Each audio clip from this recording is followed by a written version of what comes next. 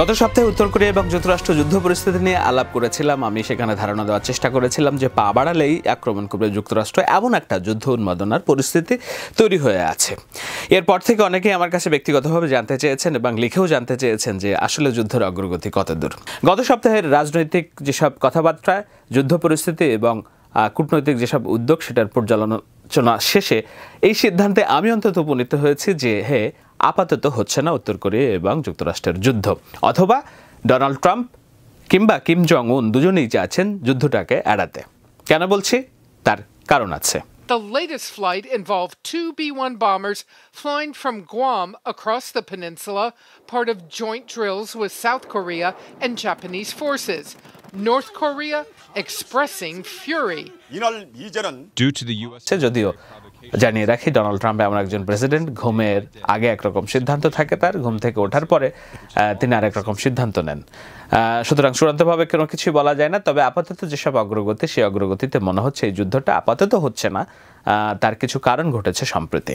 Even as President Trump says he would be honored to meet with Kim Jong-un. হ্যাঁ, Donald Trump চাইছেন Kim Jong উনের সাথে বৈঠক করতে। If it would be appropriate for me to meet with him, I would be honored to do it. If it's under the right circumstance. শুধু তাই নয়, গত সপ্তাহে তার ক্ষমতার 100 দিন পালন উপলক্ষে ফেস দ্য নেশন, সিবিএস নিউজের একটি জনপ্রিয় অনুষ্ঠান, সেখানে তিনি সাক্ষাৎকার দিতে গিয়ে কিম জং উনকে প্রশংসা করেছেন। বলেছেন he is a smart cookie, অর্থাৎ সে একটি চালাক মাল। He was a young man of 26 or 27 when he took over from his father, when his father died. He's dealing with obviously very tough people, in particular the generals and others. And at a very young age, he was able to assume power. A lot of people, I'm sure, tried to take that power away, whether it was his uncle or anybody else. And he was able to do it. So obviously, he's a pretty smart cookie. কেন?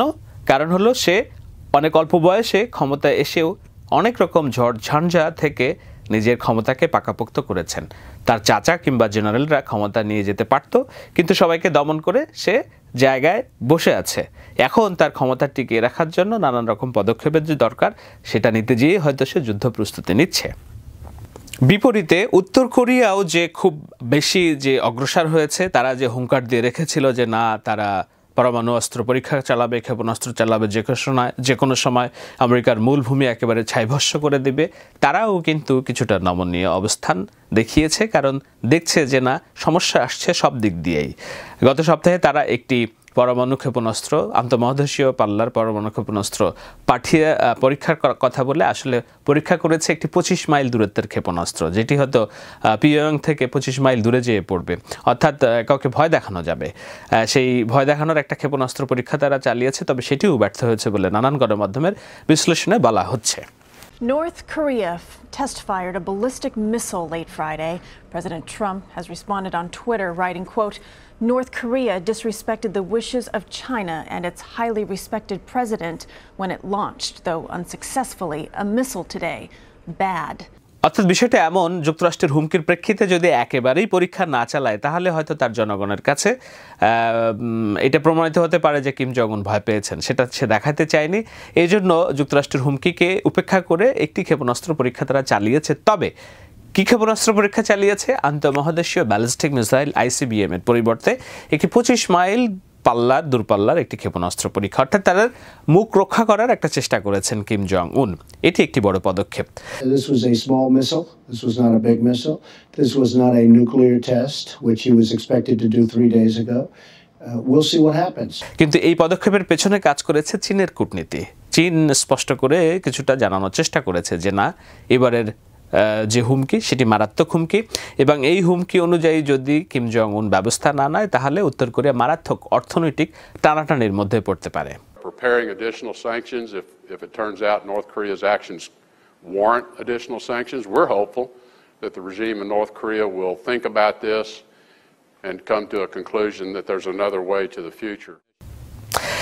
তো যেটা বলছিলাম যে না, সামগ্রিক এইসব পদক্ষেপে মনে হচ্ছে যে যুক্তরাষ্ট্র এবং উত্তর কোরিয়ার মধ্যকার যে পারমাণবিক যুদ্ধের যে হুঙ্কার সেটি আপাতত কিছুটা প্রমোশিত হয়েছে। প্রমোশিত হওয়ার আরও একটি উদাহরণ আমি জানাই, সেটি হলো এই সপ্তাহে ডোনাল্ড ট্রাম্প কথা বলেছেন ভ্লাদিমির পুতিনের সাথে। Putin spoke just hours before his phone call with President Trump. Without the participation of a country like the US, it's impossible to resolve. Putin আপনারা জানেন উত্তর কোরিয়ার সবচেয়ে সহযোগী রাষ্ট্র। পুতিন সিরিয়ার সাথে সিরিয়ায় আক্রমণ করার পর যুক্তরাষ্ট্র এবং রাশিয়ার মধ্যে একটা উত্তেজনকর সম্পর্ক তৈরি হয়েছিল, কিন্তু প্রেসিডেন্ট ডোনাল্ড ট্রাম্প এবং ট্রাম্প প্রশাসন কিছুটা চতুরতার পরিচয় দিয়ে রাশিয়ার সেই হুমকিকে আমলে না নিয়ে পাল্টা শক্তি জোরদার করেছে আগে কোরিয়ান পেনিনসুলাতেও।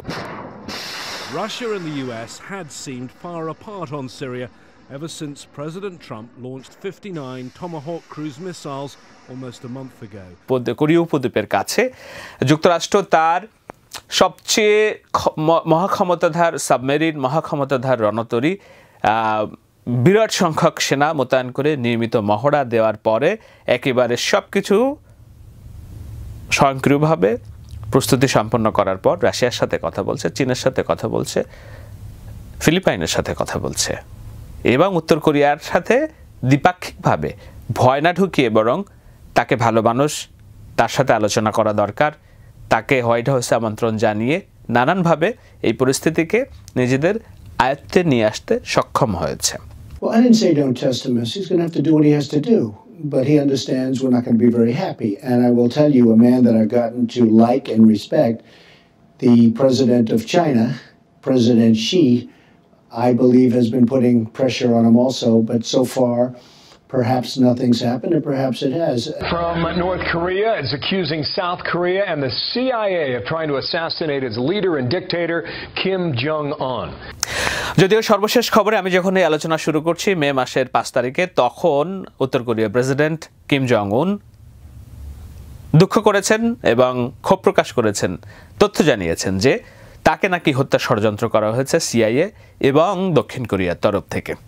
ফক্স নিউজের বিশ্লেষণে যেমনটা বলা হচ্ছিল। And the story goes that the CIA and the South Korean counterpart agency turned a North Korean fellow while he was abroad, paid him off, geared him up with some kind of a satellite communications device, and then armed him with a dirty bomb containing some kind of radioactive material. এমন সময় আসলো যার একদিন আগে উত্তর কোরিয়ার পররাষ্ট্র মন্ত্রণালয় থেকে বলা হয়েছে যে যুক্তরাষ্ট্রের যে বোমারু বিমান সেটি উত্তর কোরিয়ার আকাশের আশপাশ দিয়ে উঠছে এমনভাবে উঠছে যে তারা আরও একটি পরমাণু যুদ্ধের সূত্রপাত ঘটাতে যুক্তরাষ্ট্র উস্কানি দিচ্ছে বলে অভিযোগ করেছে। Yang accused the U.S. of intentionally carrying out a military provocation in the area. তবে এইসব কথাবার্তার মধ্যেও যেটি আসার কথা সেটি হলো আপাতত যুক্তরাষ্ট্র এবং উত্তর কোরিয়ার মধ্যকার যে পারমাণবিক যুদ্ধের দামামা হুমকি সেটি কিছুটা প্রমোশিত হয়েছে, সেটা শিথিল হয়েছে। কেন হয়েছে তার কিছু উদাহরণ সৃষ্টি হয়েছে যে আমার বিশ্লেষণে মনে হচ্ছে। যদিও জানিয়ে রাখি ডোনাল্ড ট্রাম্প এমন একজন প্রেসিডেন্ট, ঘুমের আগে একরকম সিদ্ধান্ত থাকে, তার ঘুম থেকে ওঠার পরে তিনি আরেক রকম সিদ্ধান্ত নেন।